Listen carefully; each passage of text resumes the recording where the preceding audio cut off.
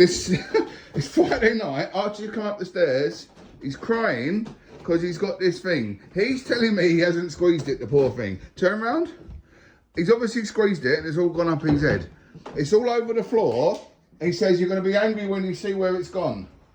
It's all over the dresser. It's all over the ceiling. When you come into the front room, it's literally all down the telly. It's stripped. How did it? How do I stay my calm? God! How did it get up there? I don't know How is it up there? And I don't know how it's up there. Where did it burst? How can you tell me you haven't squeezed it? It went down. How can you tell me you haven't squeezed it and it's gone everywhere like this, Archie? I don't know. Oh. Yeah, I know it's on the dresser.